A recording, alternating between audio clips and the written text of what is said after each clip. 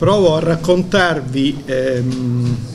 si dovrebbe fare, ma io lo faccio dal punto di vista proprio di operatore della salute mentale, l'esperienza personale, senza voler generalizzare e senza ripetere già quello che ampiamente sia Giovanna che Gaetano vi hanno detto prima su quanto sia difficile, anche faticoso, immaginare percorsi, qua ci vuole una parola abusata, così complessi, che riguardano le persone che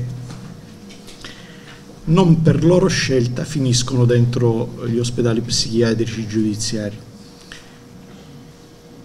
E quello di ricominciare dalla scelta mi ha posto a dover, come dire, varcare quella soglia, perché quello che sono andato a chiedere a quelle 60 persone che Gaetano prima vi diceva quando vi dava i numeri, quelle 60 persone hanno proprio dovuto cominciare da una scelta, dal compiere la scelta non solo di aderire al progetto, quello per chi vive dentro un luogo chiuso, un'istituzione totale come ormai esiste solo questa, come dire, come una grande trappola dove si intrecciano in maniera perversa i concetti di colpa, sanzione e cura o pseudocura, perché questi luoghi, io non so perché si chiamano ospedali, perché di cura per le persone io non ho visto molto nelle cartelle cliniche che ho visionato. In almeno la metà, vi assicuro, almeno in quello di Barcellona, manca la diagnosi. Le persone invece sono tutte fornite di una scheda, come Angelo ben rappresentava prima, identificativa dei rischi, e quindi il rischio del suicidio, il rischio di una difficile gestione, quindi la parola gestibile nell'OPG è una parola che praticamente di uso comune, anche molto valorizzata. Gestire una persona era quello che diceva Angelo. Continua anche fuori questo discorso, ma lì è molto diciamo visibile, tangibile. Come è tangibile il fatto che dentro quel luogo non esiste, che si chiama ospedale, non esistono dei protocolli, non lo so, dei percorsi di cura, come li vogliamo chiamare, non esiste invece la regola, il trattamento penitenziario, perché dentro l'ospedale, che si chiama ospedale, vige il trattamento penitenziario. Io mi stupì la prima volta, ma che vuol dire? Vuol dire che le persone possono telefonare a casa una volta a settimana, possono vedere i parenti una volta al mese e così via, possono fare la domanda per le caramelle perché possono essere pericolose. Quindi questo è il trattamento penitenziario, questo e tanto altro ancora, per cui diciamo le spese di quel luogo, che quando ci sono entrato io per cominciare questo progetto nel 2010, diciamo 2011, fra il 2010 e il 2011 le spese di quel luogo erano negli ospedali giudiziari, psichiatrici giudiziari italiani, si spendevano dai 15 ai 22 milioni di euro l'anno per ciascun ospedale, variando in questo la spesa rispetto alla modalità di gestione, perché quello, come dire, molto più avanzato di Mantova, Castiglione, delle Stiviere, spendeva molto di più, perché il sistema sanitario lì entrava e faceva cosa? Io sono andato a guardare i dati, faceva restare le persone nella trappola dell'OPG, perché era l'ospedale da cui, ospedale sempre questa parola, da cui non venivano dimesse le persone. Cioè c'erano il numero più esiguo di persone era dall'ospedale dove si spendeva di più e dove era quello indicato come il migliore. Quindi questa era la trappola dell'OPG, è questo sistema che ormai credo tutti noi abbiamo capito esista. Esiste anche perché dentro la norma, cioè la norma cosiddetta della pericolosità sociale, c'è un grande paradosso, perché questa norma è una norma che si può attribuire alla psichiatria dell'Ottocento, è figlia del positivismo, di quando le persone venivano giudicate in base all'aspetto qui del corpo, del soma, ai tratti somatici, e quindi veniva attribuita loro una patologia che quindi è la nascita degli ospedali psichiatrici giudiziari, e si ricollega, si rifà a quel sistema, a quella cultura della psichiatria,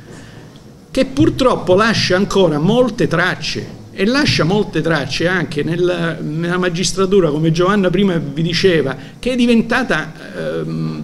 parte avversa in questo percorso. Non è una parte dialogante, è una parte ferma su alcune certezze, e questa della norma di 100 anni fa, del codice Rocco, eccetera, è una certezza per loro. Loro la applicano la norma, anche se ci sono 2 sentenze della Corte Costituzionale che praticamente che indicano che quei percorsi di cura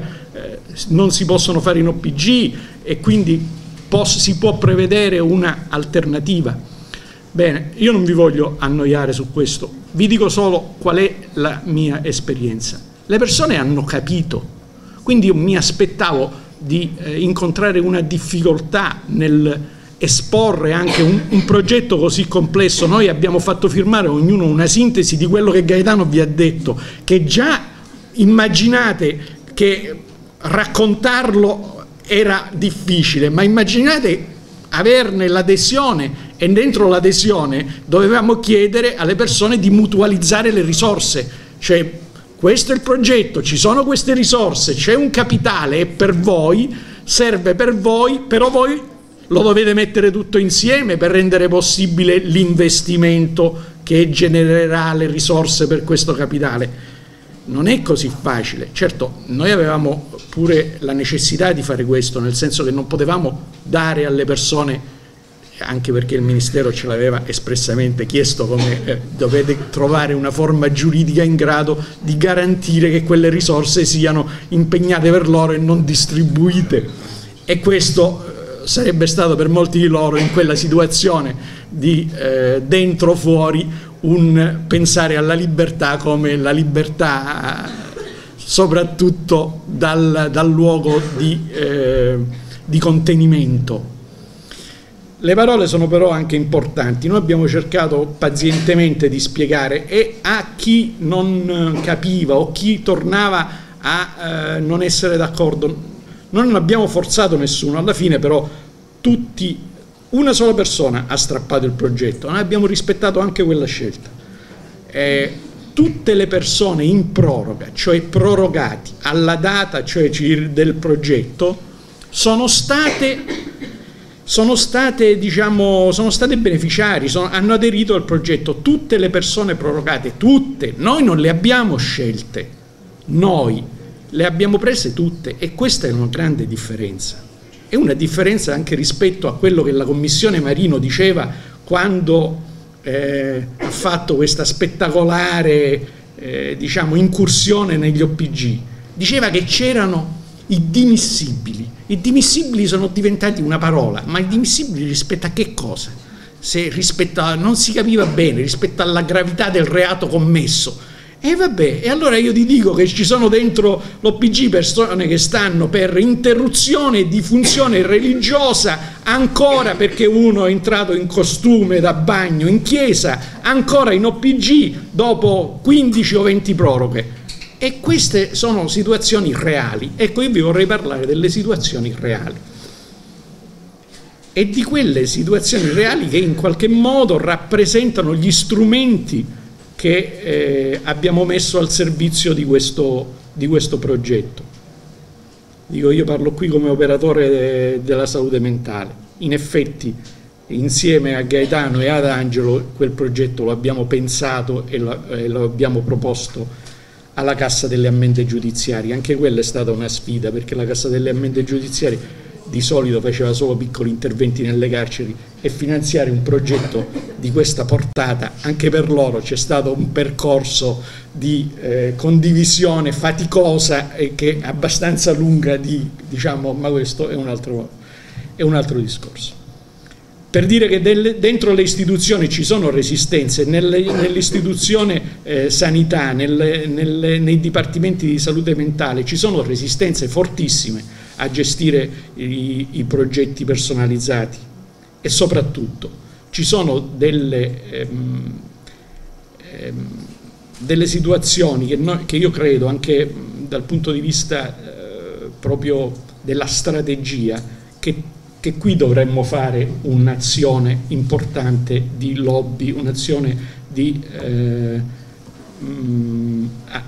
allargata a tutto il territorio nazionale. Noi dovremmo pensare che proprio perché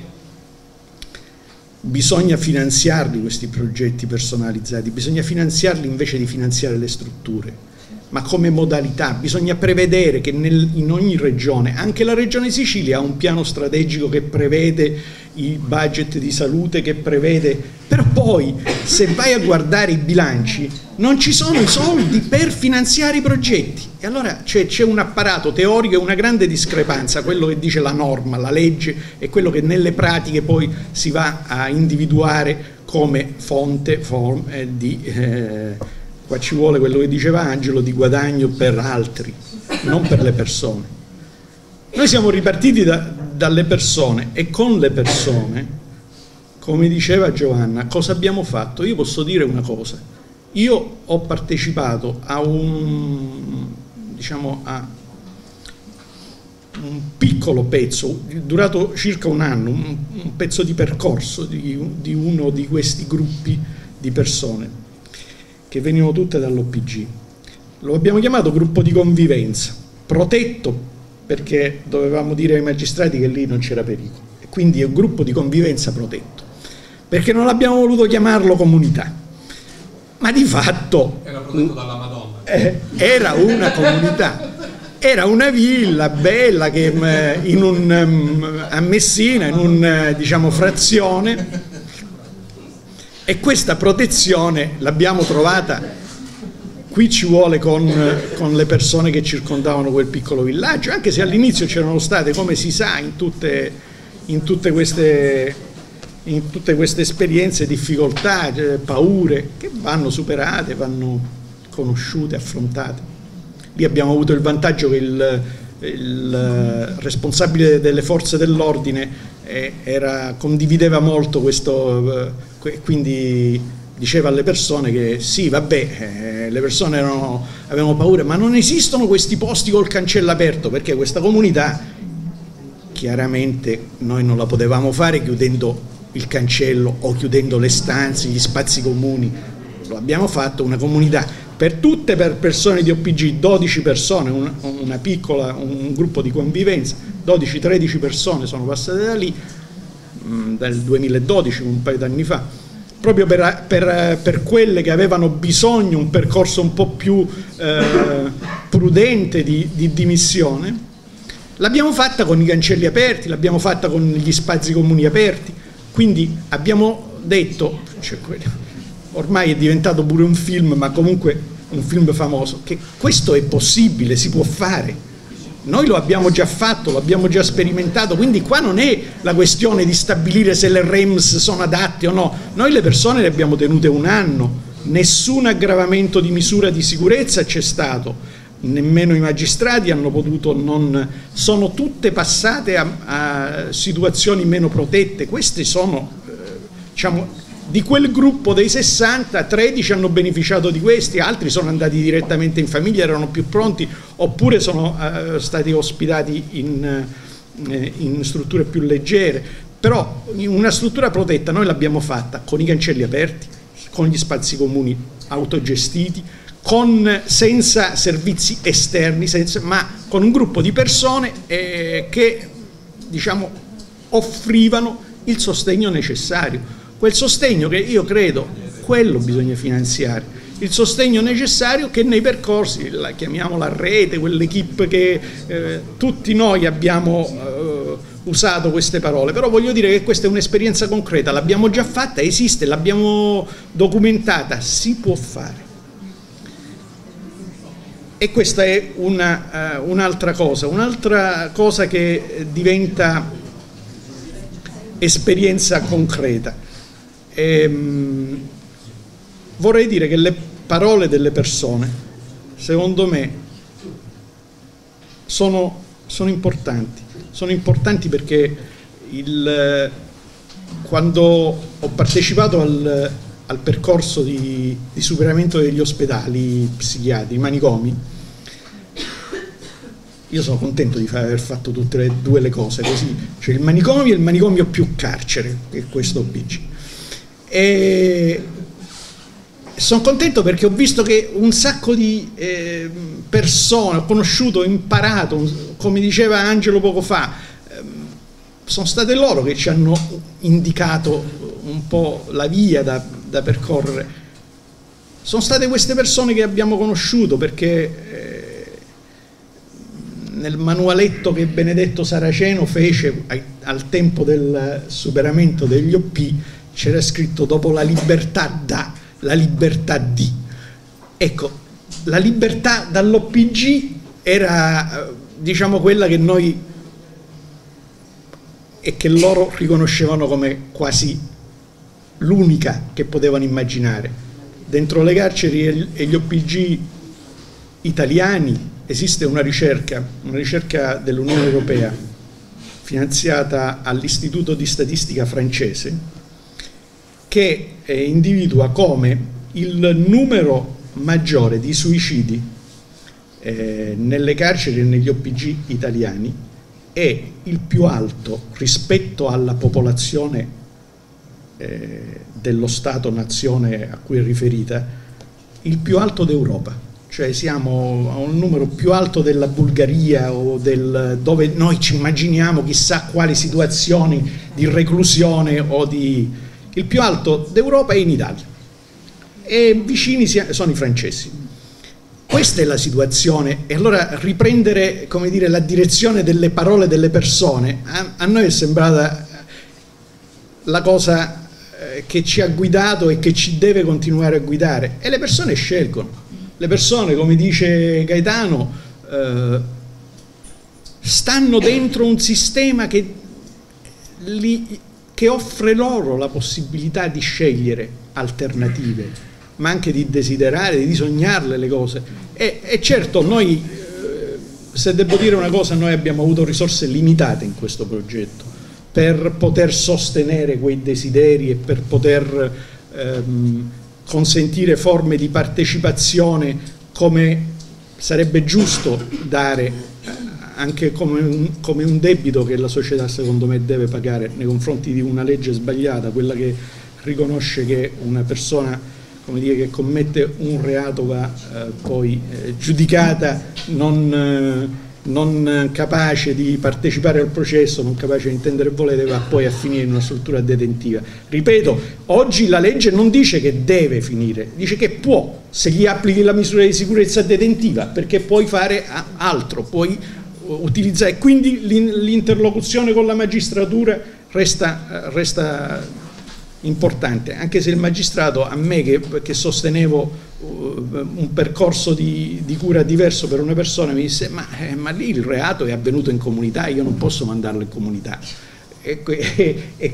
così questa, quando io dissi ma